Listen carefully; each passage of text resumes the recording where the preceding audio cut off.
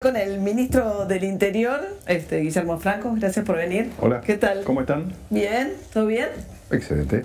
Bueno, ¿es el máximo exponente de la libertad en el mundo?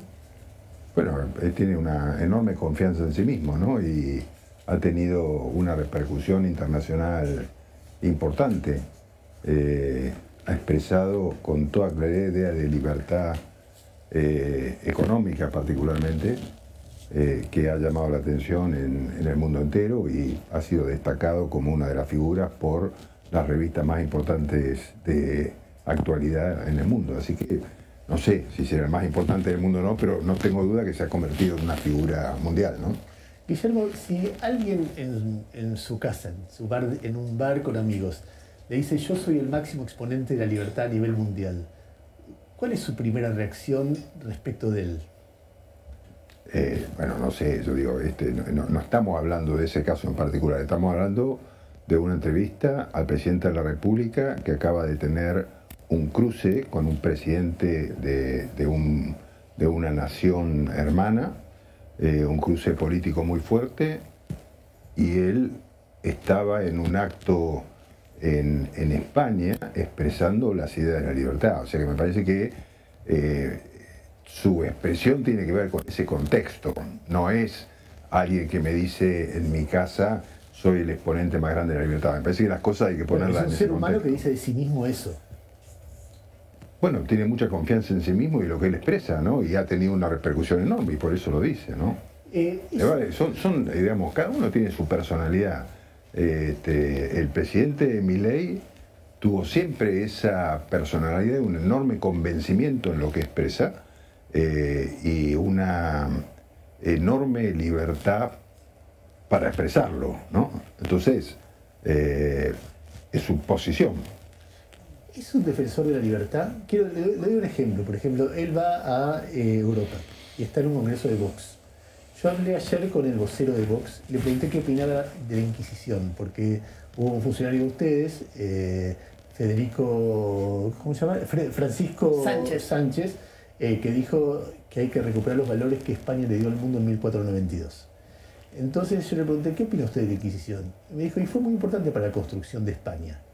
La Inquisición, para quienes somos judíos, recordamos, éramos quemados por la Inquisición.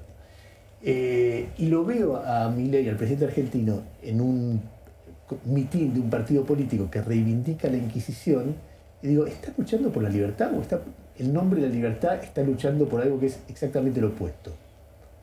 A ver, pero a mí me parece que es extrapolar un concepto de 600, 700 años de historia atrás donde la civilización era totalmente diferente a la actual, ¿no? Yo no veo que Vox esté reivindicando la Inquisición, ni veo que el presidente Milei, que es un defensor de la vida como concepto total, y en el caso particular del pueblo judío, un defensor acérrimo del pueblo judío, me parece que llevar hasta ese punto el análisis es erróneo, ¿no? Yo de ninguna manera creo que ni el presidente Milei ni Vox estén diciendo que la Inquisición es una forma cultural que pueda aplicarse a esta altura del universo. Lo que pasó hace 600 años de historia, 700 años de historia, 800 años de historia, bueno, son cosas que son difíciles de medir con la cultura de hoy, ¿no? Entonces, yo no creo que sea, ninguno de esos hechos creo que sea contextual a la época que estamos viviendo. Tampoco es significativo que un funcionario de ustedes diga como algo negativo la aprobación de la ley del aborto, la aprobación de la ley del matrimonio igualitario, la aprobación de la ley de identidades de género. Tampoco eso significa algo, es algo que alguien dice pero no refleja nada, o son discursos, defensas de valores que sí hay que tener en cuenta. No, yo creo que son defensas de valores, pero fundamentalmente quienes militamos de alguna manera en este espacio, o quienes nos expresamos de este espacio, somos liberales. Entonces damos a la libertad. La libertad es un concepto que uno lo puede aplicar en distintos campos, pero es unívoco, quiere decir libertad, es decir, ser libre para expresarse, para opinar lo que uno siente. Y por ahí yo no opino lo mismo que esta persona que se expresó de esa manera. Quizás en muchas cosas no opino lo mismo que Milei. Y yo me siento libre de opinar diferente en alguna cosa. O sea, eso no me parece que un funcionario de este espacio se exprese en determinada manera sobre el aborto, matrimonio igualitario, no quiere decir que me represente a mí. Divorcio. O el divorcio, perdón. No quiere decir que me represente a mí. No sé si habló del divorcio también, la verdad que no sé. Sí, sí. Pero bueno, es una posición de un hombre muy apegado, diría yo, a la Iglesia Católica, en una concepción un poco tradicional. A mí no me representa ninguna de esas posiciones. Ahora, ¿pueden convivir entonces en un mismo gobierno posiciones tan contradictorias respecto de qué hacer con la libertad? Porque, o sea, no respecto a qué hacer con la libertad. Porque es un secretario de culto, es un funcionario que... Bueno, pero también él expresa una posición, lo quiere decir que él expresa una posición personal, él no está diciendo esta es la posición de la libertad avanza, no, él está expresando una posición personal. Un funcionario que habla expresa una posición personal. Bueno, depende, ¿por qué no? ¿Un funcionario deja de ser una persona? No, pero está entonces yo puedo decir acá, estoy de acuerdo con el divorcio, porque me he divorciado, sí. Y a lo mejor hay gente de mi espacio que no cree que sea... hay cosas que discutirlas hoy a esta altura, eso no tiene mucha lógica, ¿no? Okay. Pero digo, como conceptualmente, yo me siento libre para expresar mis posiciones, mis ideas, y tener diferencia. No tengo ningún problema en tener diferencia, como no tengo problema en tener diferencias cuando debato con otros sectores políticos determinadas propuestas, determinadas leyes. Y eso me parece que forma parte de la vida de un ser humano en una sociedad donde cada uno se expresa. Ustedes todos probablemente tengan ideas muy distintas a la misma. Eso no quiere decir que yo no pueda hablar con ustedes y entender que tenemos posiciones diferentes, ¿no? No hay límites. En algo, digo, no digo en general. No, seguro. No hay límites. Ustedes no tolerarían, por ejemplo, un funcionario antisemita. Un funcionario que diga, yo no sé, los judíos son inferiores. Lo echarían a patadas inmediatamente. Imagino, porque más allá de que es una política individual, hay ideología con la que no se convive. No, a ver, por supuesto que hay límites, porque la historia de la humanidad está llena de episodios en que la falta de límites generaron desastres humanos, ¿no? Pero, a ver, uno tendría que ver en qué temas habría que tener límites.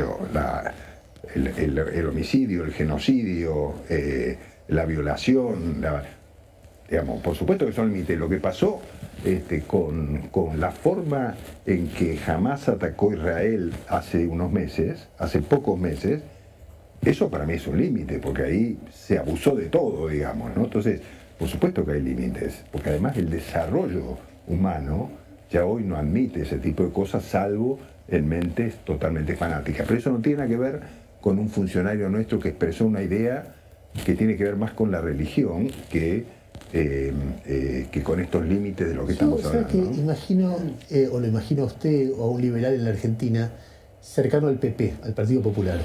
Me llama la atención el giro hacia Vox, Orbán, Meloni, lo que en Europa las fuerzas políticas tradicionales, que son las que construyeron el capitalismo occidental de posguerra, consideran, es el centro derecha y el centro izquierda. Yo escuché, a ver, podemos hablar de Meloni y de Abascal.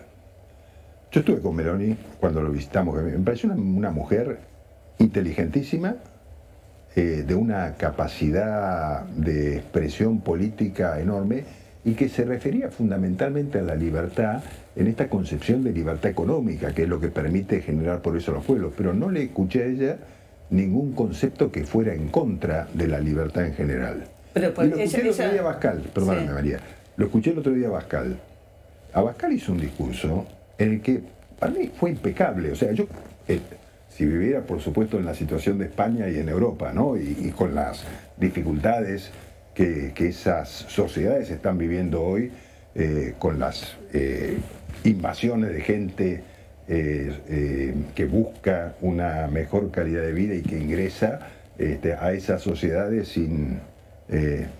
sin las políticas migratorias por ahí adecuadas. Entonces, cuando uno escucha de eso y ve y escucha también a los ciudadanos españoles los problemas que se les plantean, y lo entiende, y Abascal está representando a esa gente. Ahora, ¿eso qué quiere decir? ¿Que el tipo es un tipo extremista y que está en contra de la libertad? Para nada. A mí me pareció al contrario, me pareció la expresión de una persona que entiende lo que está viviendo una parte de su pueblo y lidera esa posición. Y la discusión entre él tal vez tenía una manera un poco despectiva de llamar al Partido Popular, porque también tiene que ver mucho con los liderazgos que el Partido Popular ha tenido en determinado momento, porque tiene actualmente, ¿no? Y cómo juega el Partido Popular en la disputa con el Partido Socialista. Entonces, ¿qué pasa? Aparece un líder como Pedro Sánchez, que lo que hace es cimentar esa rivalidad entre Partido Popular y Vox para poder seguir siendo él, aunque minoría, estar al frente del gobierno.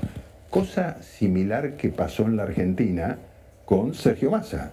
Sergio Massa cimentó esa diferencia entre Cambiemos y La Libertad Avanza y Javier Milei, y finalmente se lo devolvió. ¿Cómo lo hizo Massa? ¿Cómo lo hizo Massa? Y lo hizo apoyando, tratando, dándole espacio a Milei, generando el espacio de Milei de distintas formas, con espacio en los medios, no sé. Yo no participé de esa etapa de la campaña, así que no lo conozco bien. Yo no sabía que Massa había operado para Milei. No dije operado. Yo dije que él generó la división del sector entre Milei y Cambiemos. Eso dije, pues ya sé a dónde vas, y no es eso lo que yo quise pero decir. Dijo en los medios. No. Yo quiero ser bien concreto en esto.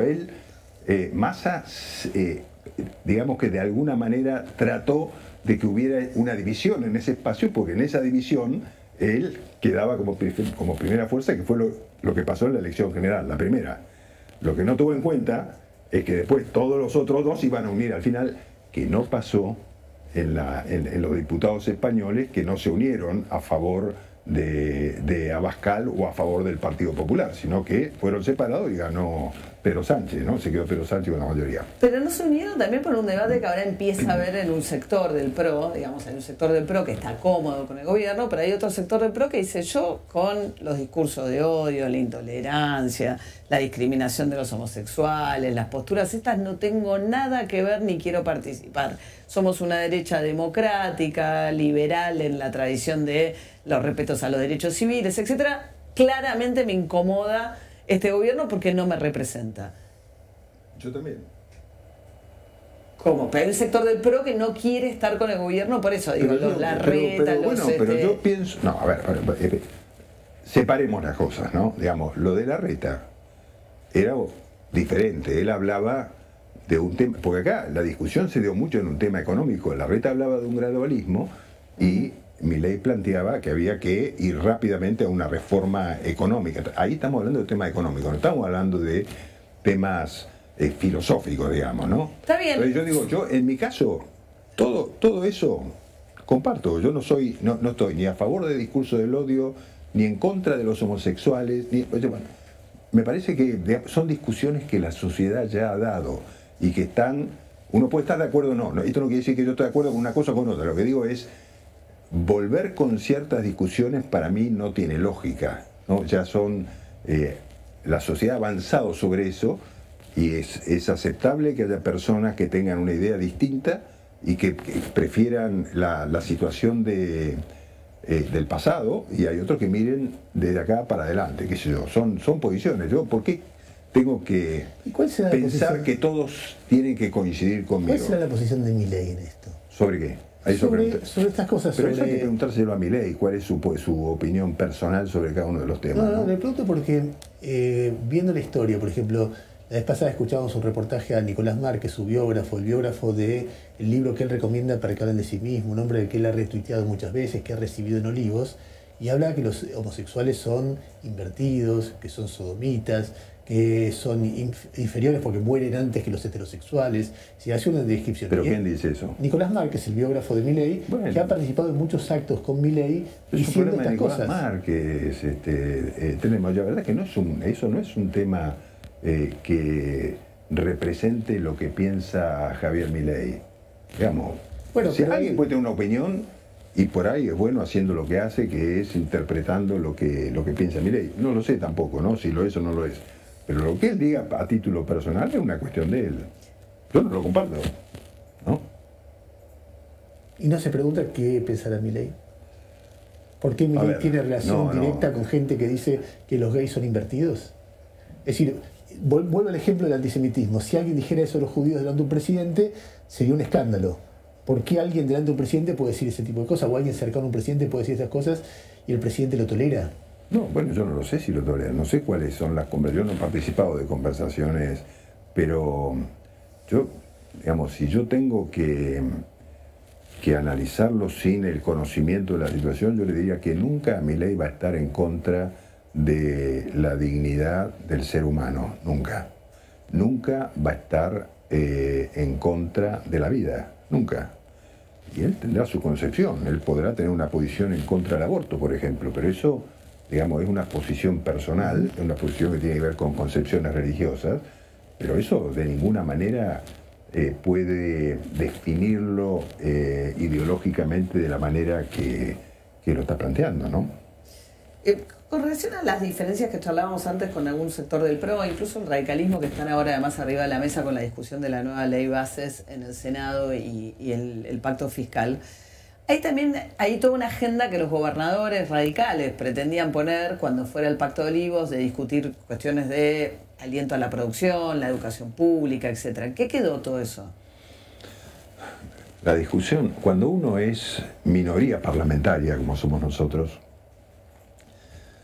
las discusiones en una ley tan abarcativa, ¿no? Sí. Como es la ley bases, o como son las reformas fiscales, que tal vez sea más fácil comprenderlo, pero uno tiene que analizar ambas cosas. Entonces uno dice, bueno, la ley bases trata temas que son importantes para todas las provincias cordilleranas, digamos, ¿no? Desde la Patagonia hasta el norte. Las mineras, las que esperan. Las mineras, petroleras, gasíferas. Sí. Bueno, entonces dice, bueno, esta ley es importante porque tiene un capítulo que, aparte de la regulación y de regulación, tiene un capítulo concreto que habla del régimen de incentivo para las inversiones, que además, por supuesto, también tiene cuestionamiento de algunos sectores, porque dice que abarca las grandes inversiones, después están las pymes a las que no están, 20.000 temas.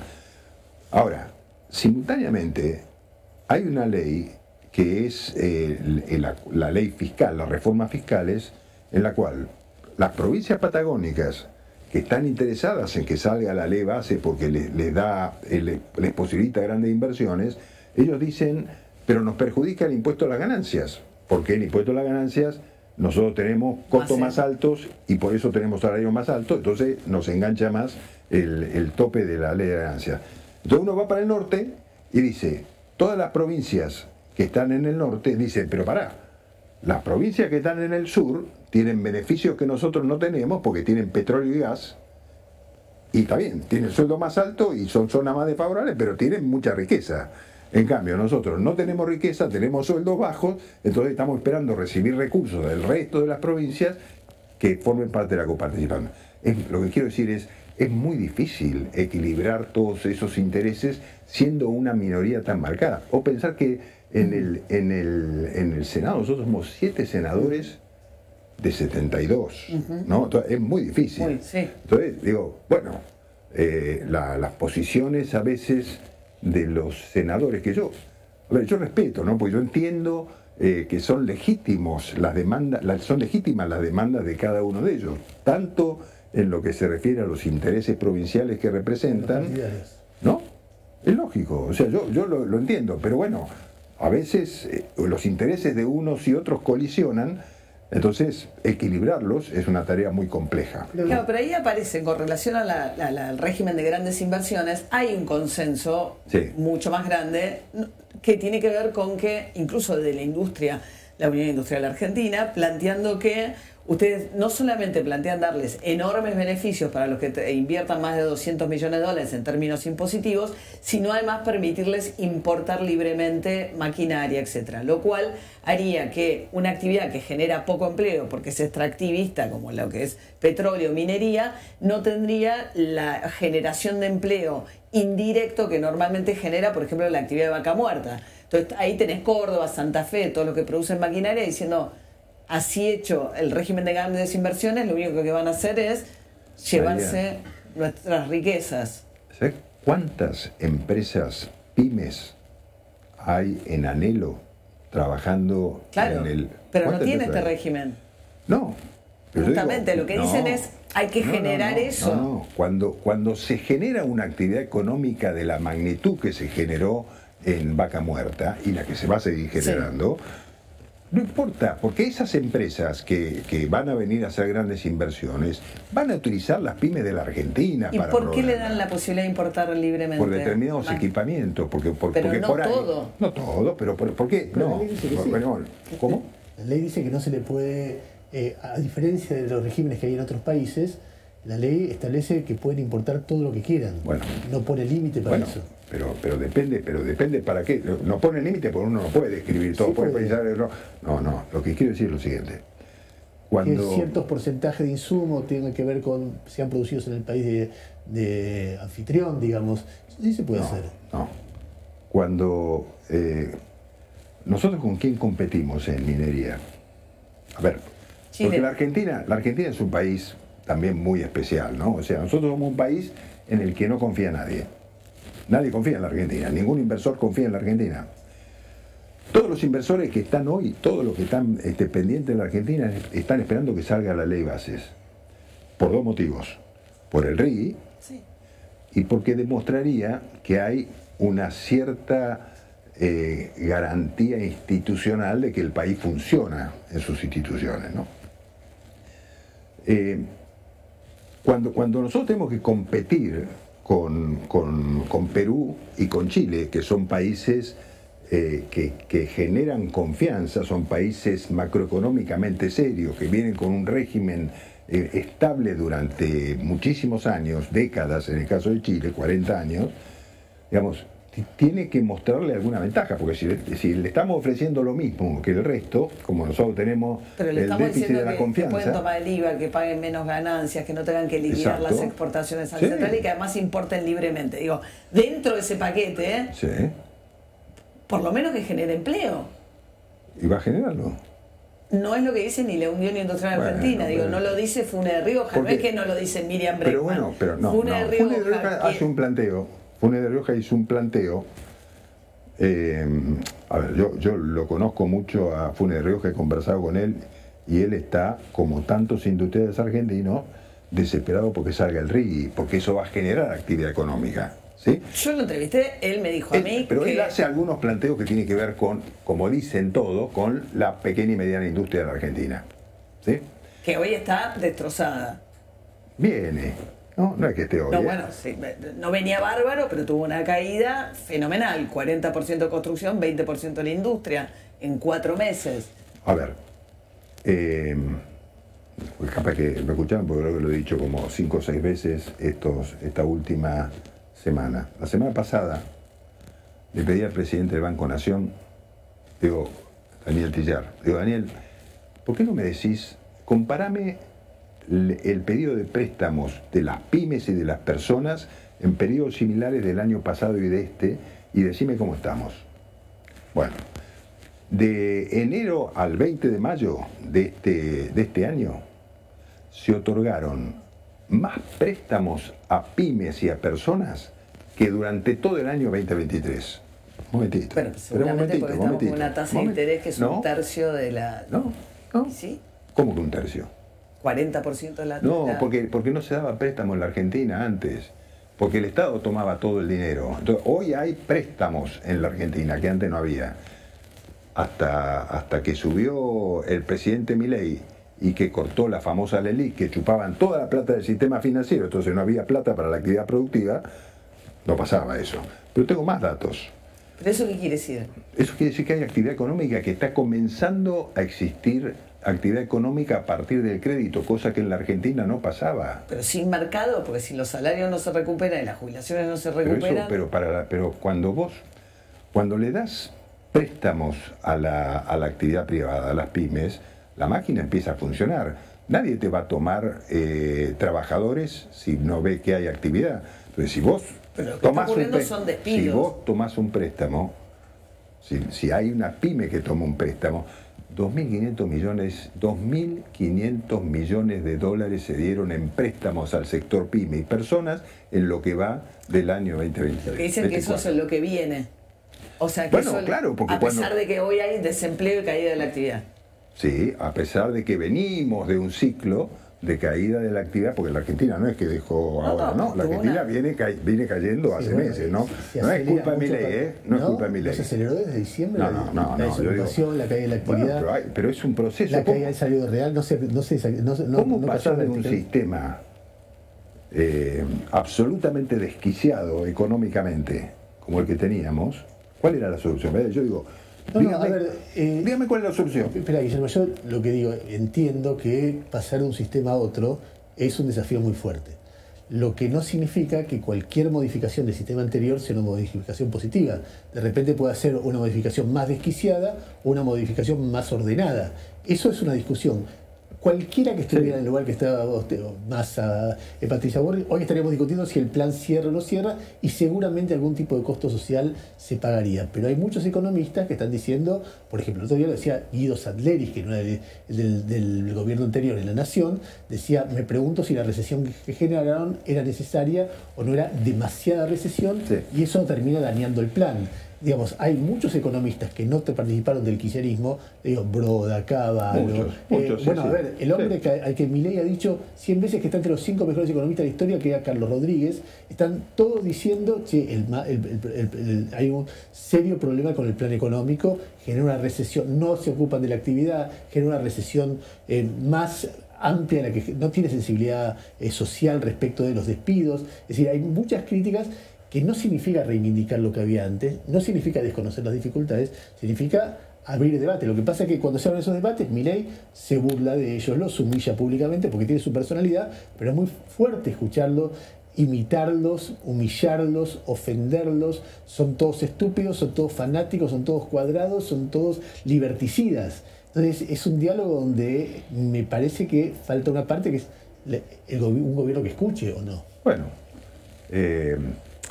yo entiendo que pueda sorprender, llamar la atención o pueda cuestionarse la personalidad del presidente como la de cualquier líder político.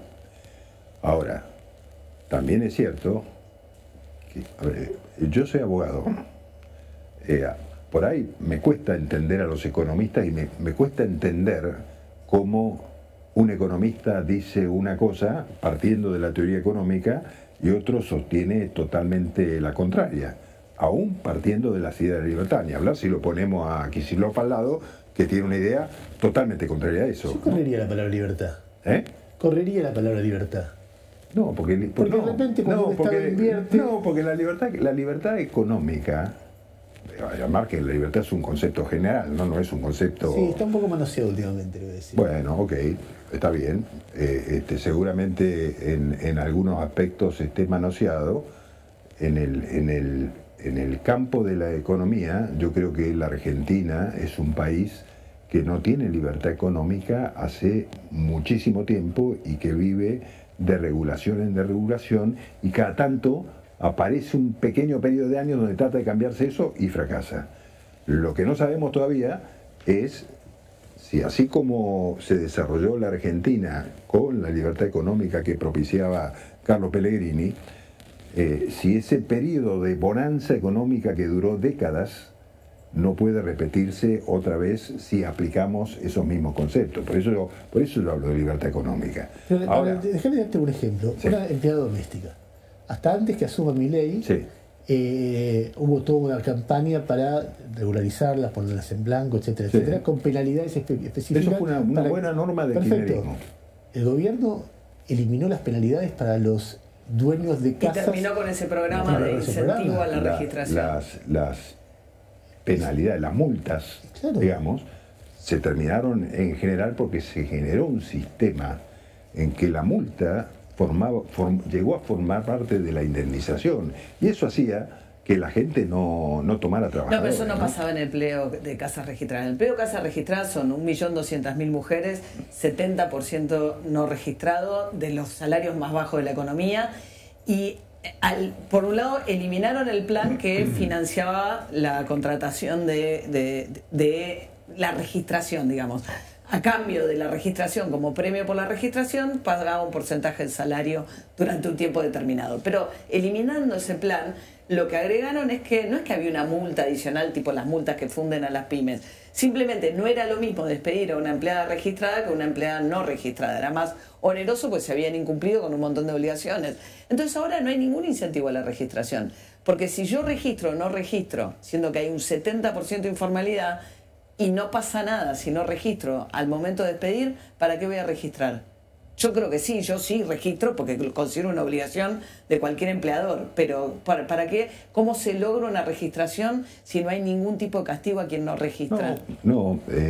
Entiendo, no estoy seguro, perdón, no es mi tema. Sí estoy segura. Bueno, pero... no estoy seguro que sea exactamente así, pero admito que por ahí se hizo eso. Yo entendí el sistema de las multas en otro concepto, ¿no? Sí, que era que calculaban de manera distinta, entonces algunos que es donde intervino la Corte Suprema, ¿no? Por supuesto que la lucha contra la informalidad tiene que ver con algunas... hay zanahoria de palo, me imagino. Tiene que ver con algunas regulaciones y tiene que ver también mucho con la oferta y la demanda, ¿no?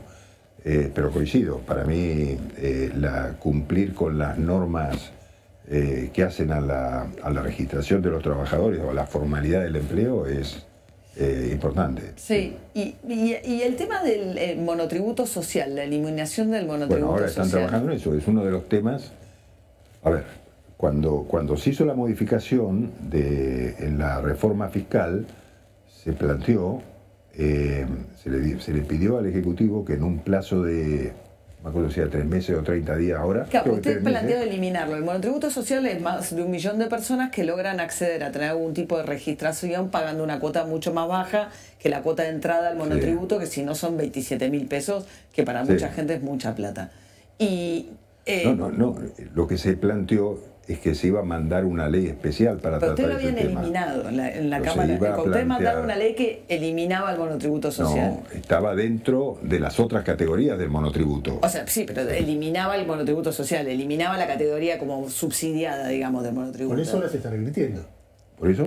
Por eso ahora están trabajando, reformando. Bueno, pues se planteó en la ley un planteo para que en un plazo, me acuerdo si era de 3 meses, el gobierno mandara un proyecto para tratarlo en el Congreso. Pero da la sensación de son los sectores más desprotegidos, empleados en casas particulares, los monotributos sociales, y en un contexto de esta tremenda crisis, Milei, que dijo no, para la cuestión social, billetera abierta, son los sectores que han sido más castigados, por no hablar de los jubilados. Bueno, podemos hablar de todo si ustedes quieren. Yo, digamos, la informalidad en la Argentina es la regla, ¿no? O sea, nosotros lo que tenemos que preguntarnos es por qué tenemos más trabajadores informales que formales. Entonces ahí me parece que está uno de los dilemas de nuestra economía, ¿no? ¿Será que es muy caro tener gente formalizada en el sistema? Digamos, a lo mejor pasa que la excesiva regulación, de lo que hablábamos recién... Casas particulares es muy mínimo el aporte, ¿eh? No ese es el problema. Pero ese es uno de los casos donde no es un problema de costo, claramente. Por supuesto, yo tengo también empleadas que son regulares, he tenido, y que se han jubilado a partir de los aportes que han hecho de tantos años de trabajar en mi casa conmigo, con los aportes correspondientes que... lo pagaba por el sistema de pago mis cuentas todos los meses que venía determinado, obra social, jubilación, etc. O sea, conozco perfectamente el tema. Pero lo que digo es que al margen del tema de las empleadas del servicio de casas particulares, yo digo la informalidad en la Argentina es la regla porque hay una excesiva carga de regulación, ¿no? Justamente, a ver, yo lo que veo, que esto que estamos charlando, que hay un patrón. Entonces uno dice, bueno, a ver, monotributistas sociales, si se le quita el monotributo social, se los empuja a la informalidad, porque es justamente la posibilidad de que paguen un poquito de lo poco que ganan para que estén registrados. Empleadas domésticas, si se quita la multa para quien no las registra, se favorece la informalidad, porque lo que hace es que mucha gente no lo registra en un ámbito donde si la persona que contrata es mala o es egoísta, puede ser muy cruel porque la vida de la otra persona depende de él. Y después uno ve en la ley bases reducción de jubilaciones en términos históricos y al mismo tiempo reducción del impuesto de riqueza. O sea, otra vez, quienes menos ganan son perjudicados, quienes más ganan porque pagan impuestos de riqueza son beneficiados. ¿Pero por qué? Pero no entiendo ¿por qué en la ley bases el paquete fiscal, la baja de paquetes personales? Volvamos al tema jubilaciones. El tema de jubilaciones se venía aplicando la ley que estableció el gobierno anterior. ¿Sí o no? Sí, bueno, pero este gobierno dijo, bueno, a partir de ahora vamos a ajustarlo por el índice de precio del consumidor. No fueron actualizados los primeros meses de gobierno. No, en ese empalme se perdieron. En el empalme se perdió. En el cambio de una fórmula a otra se perdió un 15%. No, menos de un 15%. Pero de todas maneras, lo admito, ahí hubo una pérdida. El problema es que hay que ver en qué momento puede recuperarse. El tema es que no se puede recuperar. A ver, porque ¿qué si ahora va mes a mes con la inflación, se pierde eso. Se pierde el 13. Pero a ver, ni siquiera estoy objetando eso, estoy mostrando que un montón de elementos en los cuales los más débiles son perjudicados y los más fuertes son beneficiados. Las grandes empresas que vienen a invertir reciben alicientes que las pequeñas empresas no tienen. A ver, otra vez. A ver, no estoy diciendo que no sea necesario un régimen de inversión. Usted dice, bueno, si no damos grandes ventajas, pero sin embargo, vaca muerta, hubo sin regímenes tan favorables, inversión importante. Entonces, lo que uno ve es que hay como un desnivel en cómo se trata a los más débiles y cómo se trata a los más fuertes. Usted no lo ve. Yo creo que el desnivel se generó en el tiempo. Y creo que lo que nosotros necesitamos es tener actividad económica y crecimiento. Entonces uno tiene que establecer reglas que permitan la actividad económica y el crecimiento. Esas normas pueden parecer que inicialmente favorecen a las grandes corporaciones, a las grandes empresas, a los más ricos, eso son los que tienen que invertir. Ahora, esa actividad es la actividad que va a permitir generar empleo, generar otras posibilidades económicas, generar la creación de nuevas pymes. O sea, yo confío en que se dan las reglas de la economía que se han dado normalmente en todos los países. Ahora, cuando se distribuye lo que no hay, que fue lo que pasó durante tanto tiempo en la Argentina, cuando podemos hablar de muchísimos temas, el sistema jubilatorio está desquiciado en el país, porque porque no se fondea, no está fondeado, porque tenemos muchos trabajadores informales y poco formales, y porque muchos de los informales de otras épocas se han pasado a la jubilación sin haber tenido aportes. Entonces, ¿eso es justo para los que hicieron sus aportes? ¿Cuál es la justicia? ¿Cómo se mide la justicia? ¿Cómo medimos a toda esa gente que pasó porque se le abrió un sistema para que pueda jubilarse sin aporte? Bueno, digamos, se ha perjudicado a una gran parte de los argentinos con eso también. Entonces yo digo, no es que se llega a esta situación claro que no, sanamente, no. Se llega porque se han hecho las cosas mal durante mucho tiempo. ¿No? No, yo puedo entender ese argumento, pero solo porque me parece que viene a cuento volver sobre esto. La mayoría de las que no se pueden jubilar y que entraron por moratoria son mujeres. Básicamente porque trabajan mayoritariamente en sectores de informalidad. Entonces ahora, de hecho, pasó que la jubilación de las mujeres, del 80% de las mujeres, va a ser a partir de los 65 años y con una jubilación de menor categoría, que es esta suerte de pensión que establecieron. Pero si no logramos que simultáneamente generemos incentivos para que esos aportes existan, porque no es que alguien llega a los 60 años y no tuvo los aportes pues no se le dio la gana de aportar. No, porque es porque tuvo un empleado, la mujer en casa particular. Entonces, si no hay un incentivo a que estén registradas, las condenamos a jubilarse a los 65 con una jubilación de pésima calidad, pero no por voluntad propia. No, pero yo lo sé. A ver, eso yo lo entiendo. Pero ese es el sistema que tenemos por toda la historia. Esto, digamos acá, por algo. Entonces, ¿cómo se hace para salir de acá? ¿Cómo se crea bonanza económica? ¿Cómo se genera riqueza? Ahora, mientras tanto es largo. Aún asumamos que esto es lo que hay que hacer, ¿no? Y que decimos, bueno... Por razones metodológicas. Sí, asumamos, confiemos en que efectivamente la teoría es correcta. Sí. El mientras tanto es largo, no es un mientras tanto de 3 meses, es un mientras tanto... Bueno, Esto es la famosa B corta o la U o la Nike o la... ¿no? Depende. Sí. Pero no lo sé, yo no sé no puedo, la verdad que es muy difícil predecir cuán largo va a ser. Yo creo que no va a ser tan largo como los pesimistas creen. Creo que hay algunos indicios que la economía se está moviendo, ¿sí? Que es un poco lo que decía recién. No sé, la verdad que no pregunté, tenía que haber preguntado hoy, porque ayer 20 comenzó esta línea de crédito hipotecario del Banco Nación, que puso 4.000 millones de dólares en 3 años para dar crédito hipotecario. ¿Va a haber o no va a haber? Vamos a ver, yo creo que va a haber gente que se va a anotar para recibir un crédito hipotecario y se va a comenzar a activar la industria de la construcción. Ojo, Cavallo decía el otro día que tiene algunas diferencias con la conducción económica o con la política económica. Él decía, es muy difícil poder analizar hoy la economía porque todavía los precios relativos de la economía se están acomodando, ¿no? O sea, hay cosas en la economía que, digamos, no es razonable que la Argentina, de ser un país barato para todo el mundo, en 5 meses se haya convertido en un país caro. Entonces, hay precios que se tienen que acomodar todavía.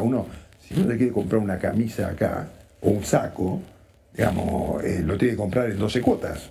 Ahora, por suerte, hay otra vez 12 cuotas. No es razonable comprarse un saco en 12 cuotas, pero sí. No, pero hoy otra vez hay 12 cuotas, ¿no? Sí. Digamos, si va uno a cualquier casa, hay plan con tarjeta.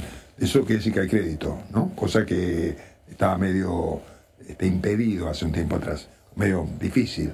Pero yo digo, la Argentina va a surgir, su economía va a crecer, porque otra vez uno de los elementos más importantes de la actividad económica, que es el crédito, aparece. Los bancos están todos líquidos, los bancos están llenos de plata. Solo para cerrar lo del RIGI, ¿ustedes están dispuestos a modificar el hecho de los derechos de importación para las empresas?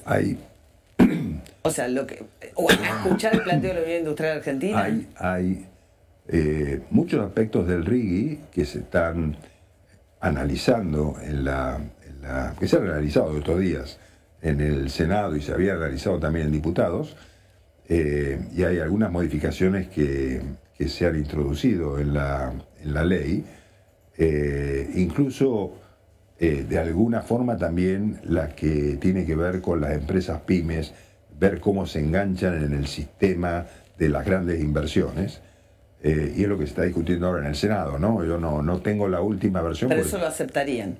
¿Vuelve a diputados? Todo depende. O sea, uno tiene que analizar que las modificaciones que se hagan no entorpezcan la posibilidad de inversión, pues si entorpecemos la posibilidad de inversión, nosotros tenemos que ser competitivos con los países que están haciendo lo mismo que nosotros en la explotación de sus recursos naturales. Si no somos competitivos y le sumamos un plus por la desconfianza, como les decía antes, entonces no vamos a tener inversiones. Y yo creo que hay muchas posibilidades con eso. Este ejercicio, le voy a decir algo que yo no pienso, pero que otro periodista en mi lugar lo podría decir, y quiero saber cómo responde. El gobierno, o lo que diría un kirchnerista de los más duros, el gobierno está entregando riquezas nacionales para resolver un problema de corto plazo a costa de que después no quede nada. Y lo fundamentaría diciendo, bueno, si no le obliga, si le permite a las empresas no traer dólares, sino quedarse los dólares que exporten afuera, el principal elemento que cambiaría la historia argentina sería salir de la restricción externa, salir de la falta de dólares, y le están permitiendo a las empresas, a costa de que inviertan, traigan plata en el corto plazo para invertir, llevarse todos los dólares del litio, la minería, el petróleo, el gas afuera. ¿Cómo responde eso? No, que no es así. A ver, cualquier empresa que invierta en la Argentina tiene un plazo para realizar la inversión, genera renta de su inversión y paga impuestos en la Argentina. No es que no pague impuestos, va a pagar impuestos. Bastante menos. ¿Cómo? Bastante menos. ¿Va a ser qué? Bastante menos. Bueno, el 10% menos. En lugar de ser el 35%, va a pagar el 25% de ganancias. Pero es una actividad que no había. Pues, no, y toma el IVA. Para la cabeza de los argentinos. Y toma el IVA. ¿no? Eso no son dólares. Y toma el IVA. Vamos a ver. Yo digo, la cabeza de los argentinos está hecha de una matriz que es difícil de entender, ¿no? Porque yo digo, el día que nosotros nos dediquemos o querramos dedicarnos a explotar los recursos naturales, ya no van a tener valor en el mundo. cuando querramos utilizar, lo digo en sentido figurado, ¿no? O sea, yo sé que no es tan así. Pero hemos perdido tanto tiempo en la Argentina en explotar nuestros recursos que ahora decimos que van a quedar todos los dólares afuera. No es así, no van a quedar todos los dólares afuera. Va a haber inversión en la Argentina, va a haber empresas pymes en la Argentina, va a haber trabajo en la Argentina. Y eso es valor. Eso es valor que no hay hoy, ¿no? Porque, digamos, esta empresa hoy no invierte. En gas y petróleo ha crecido. En gas y petróleo en los últimos 10 años ha crecido mucho la inversión. Sí. Y no se le han dado concesiones como la que ustedes están planteando dar en el RIGI. Perdón, el gas. A ver, yo lo escuchaba la vez pasada al presidente de YPF, de YPF, que decía una cosa muy concreta: no hay RIGI, no hay inversión en gas licuado. Bueno, pues es una planta carísima la ley de la liquidificación, sí, ¿no? La que quieren hacer, que son como 5.000 millones de dólares, sí. Sí, o más. O más. Ahora, lo tenemos que soltar porque nos dicen que tiene compromisos. Me tenía que haber ido hace ya 20 minutos. Ya lo tiene. Bueno, pero que amable, ¿no? 10 minutitos más, 10 minutos y lo logramos. No, el sábado, ¿qué va a pasar al final en Córdoba? El pacto, ¿en qué se va a convertir el pacto de mayo el sábado? ¿En qué se va a convertir? Sí. No, yo creo que el sábado tenemos el Te Deum, que es un acto celebratorio del 25 de mayo, y después el presidente y su equipo va a viajar a Córdoba, en donde el presidente dirigirá unas palabras alusivas a la fecha patria en la ciudad de Córdoba. Sin pacto, porque todavía la ley no está aprobada. Sin pacto, o sea, esperan otra fecha patria eventualmente o cuando esté sancionada la ley. Sí, yo creo que tenía mucho que ver, porque cuando el presidente planteó el 25 de mayo, lo planteó porque era la primera fecha que había en el calendario, y la verdad que nunca se pensó que pudiéramos tardar 3 meses desde ese momento, que fue el 1 de marzo, hasta ahora. Se pasaron estos 3 meses tan rápido en discusiones en diputados y en Senado para sacar una ley. Bueno, la ley un poco abarcativa, no es una ley. Bueno, estamos charlando desde hoy que es una ley muy abarcativa. No, pero es cierto. No es una ley, es una forma de decir. Es una ley que trata temas muy importantes, sin duda, pero lo estamos discutiendo desde el mes de enero, ¿sí? Entonces no es que, y la hemos achicado, no es la misma ley donde se plantean un montón de otros temas al principio. O sea, a ver, yo creo que a veces le dicen a Milei que es intolerante. Digo, no podemos haber sido más tolerantes en el tratamiento de esta ley. Hemos escuchado a todo el mundo, hemos hecho modificaciones. En ambas cámaras hemos escuchado a todos los sectores. Encima, los kirchneristas duros, como decía recién, nos planteaban listas de 100 invitados, 200 invitados para que opinen sobre la ley, para demorarla, para tratar de cansar.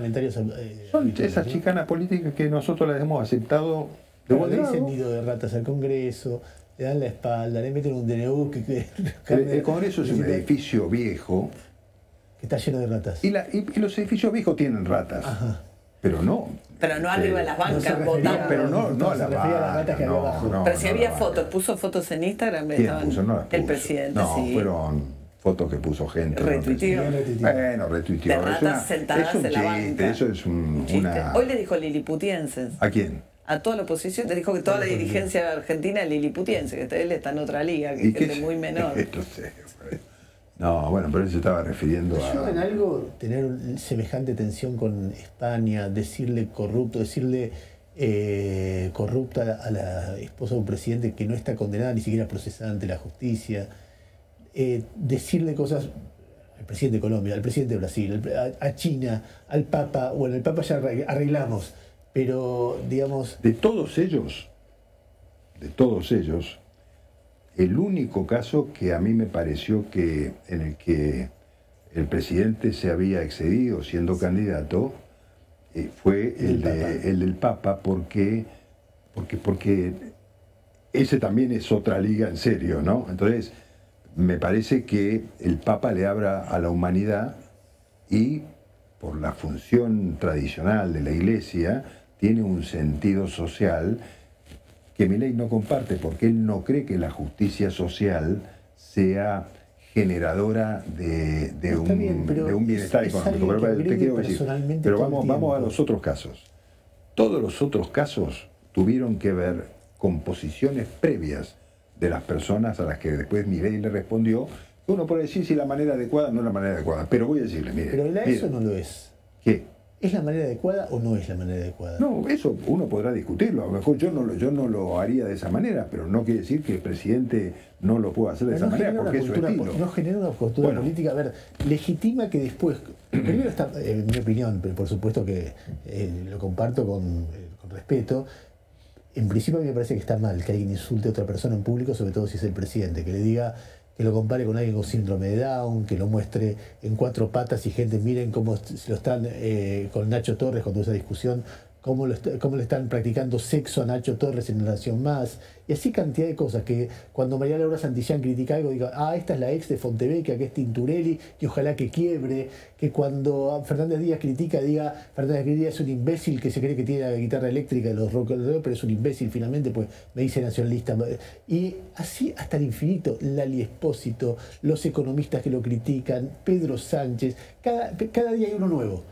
Genera una cultura política, habilita, por ejemplo, con un recreo a alguien le haga bullying a otro porque el presidente hace bullying, genera la agresividad del otro lado que tarde o temprano viene, genera el boomerang, genera la idea de abro el juego al insulto y la humillación permanente. ¿Eso está bien para una sociedad? ¿Un presidente que debería dar, que da un ejemplo en un sentido o en otro?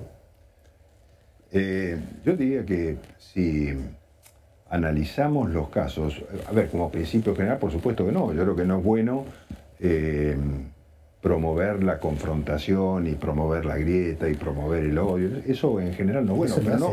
Pero no digo lo que hace él. Yo digo, él, en muchas de las oportunidades en que ha tenido expresiones de ese tipo, han sido respuestas a agresiones de otro. ¿Puede no responder? ¿Vamos al caso de España? No, ¿por qué puede no? Bueno, pero no es la personalidad. A ver, la grandeza de un líder consiste a ver... Bueno, hay distintos tipos de líderes. Bueno, esto no es grandeza, esto es lo contrario.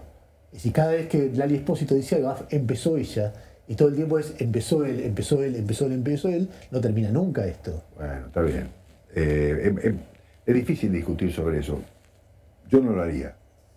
¿Sí? No es mi estilo, no es mi forma de ser. El presidente tiene ese estilo y lo votó el 56% de los argentinos. ¿Está bien o está mal? Y los argentinos juzgarán, ¿no?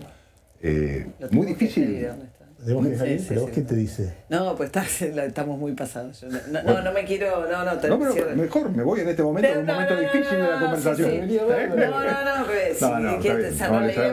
Dejémoslo cerrar. Yo sabía que no había muchos temas para hablar hoy, así que les agradezco mucho la invitación. Sí, bueno, gracias, muchas gracias. Antes de que haya un crimen. ¿Qué pasa estamos muy pasados. No, la verdad es que tiene un compromiso y lo venimos retrasando. Así que muchísimas gracias. Gracias por haber estado acá. Muy amable.